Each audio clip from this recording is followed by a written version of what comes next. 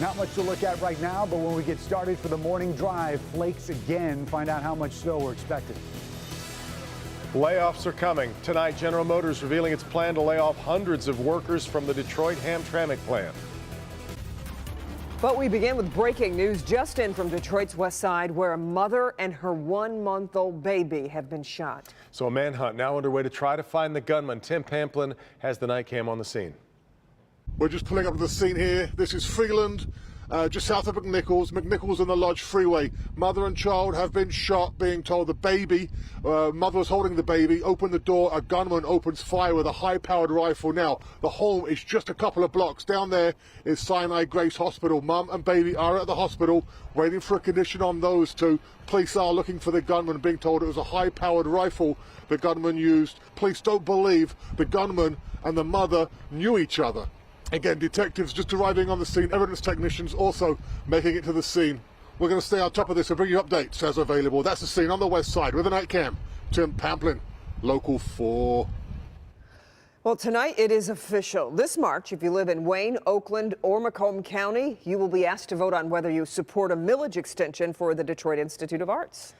Which, if you recall, back in 2012, the museum said this would not be needed. Mara McDonald live at the DIA tonight. Mara, since bankruptcy, the museum has made financial strides, but say they still need this help. That's what they're saying, Devin. Here's the situation. You know, the DIA has managed to more than double its endowment. They're closing in on tripling it, but they're still about $70 million short of where this museum needs to be. So voters in Wayne, Oakland, Macomb, all of us are going to be asked this coming March, that's right, short time away, whether we're willing to step in and help out again.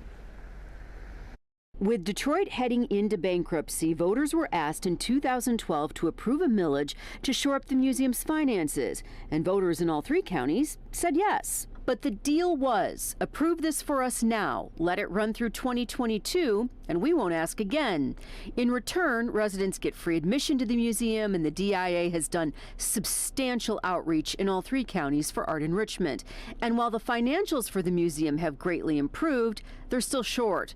So in a tactical move, they'll be asking the voters for a millage renewal this March of 0.2 mils to go for another 10 years. The DIA has built up plenty of goodwill with the art authorities in all three counties with its programming. You'll remember the entire collection was in peril during Detroit's bankruptcy crisis when the philanthropic community stepped in to save the museum. Back here live, this is going to be one to watch for several reasons. Number one, the speed at which this is coming up. I mean, we're talking March 2020. Number two, is there going to be any organized and well-funded opposition? And something else to remember.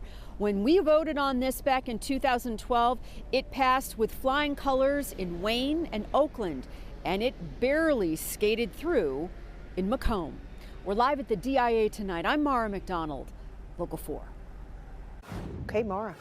A windy and chilly night. Ben is here. We could see some more snow showers you were mentioning for the morning commute. Yeah, very similar to what we went through in the middle of the day. We're just sort of moving it up for the morning drive, which is not good news for folks, but there's just not a whole lot out there tonight. We've got a couple flakes that we've been watching up there in Sanilac County. That is not the main course. That's coming tomorrow morning. So as we head towards 5 a.m., you're going to start seeing some moisture on the radar.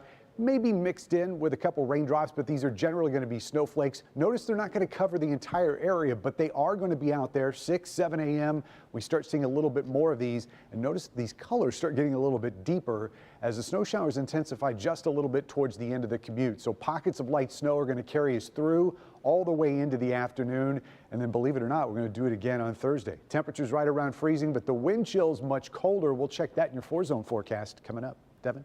All right, Ben. Local auto workers learning tonight layoffs are coming at one of the General Motors plants that has been on the chopping block. More than 800 employees at Detroit Hamtramck, where they make the Impala and the Cadillac CT6, are being laid off. Jason Colthorpe live tonight at the plant with more on the options that these workers will now have, if any. Jason. Yeah, Devin, they'll be able to relocate to plants in either Michigan or Ohio, but it means relocating their families and just 2 months after Christmas. It's a punch in the gut for workers at GM's Detroit Hamtramck plant, just weeks after celebrating a deal to end a 6-week strike. 814 salaried and hourly workers laid off and likely forced to relocate to another plant. Local 4 obtained this copy of the official notice GM submitted with the state. Of those workers, 753 are in production. The vast majority will be done February 28th. The remaining 38 go in the following weeks and months. The layoffs, which were first reported by the Detroit Free Press, are so GM can retool the plant, basically idling it for about 8 months. GM had already announced it was ending production of the Impala and the Cadillac CT6, leaving the future of the plant in doubt. But in the new 4-year deal with the UAW, GM announced it would keep DHAM open and make some new electric vehicles there with a hefty $3 billion investment and eventually employing more than 2,200 workers.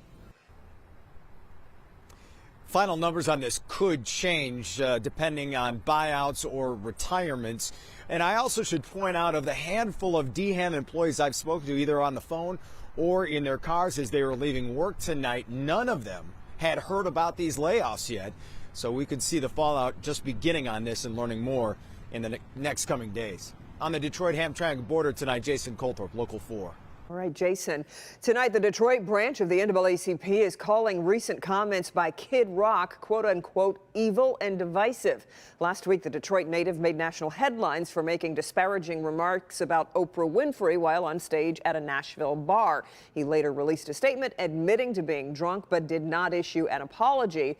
The Detroit branch of the NAACP, who honored Kid Rock back in 2011, say the comments are unacceptable, but say it will not rescind the award presented to him.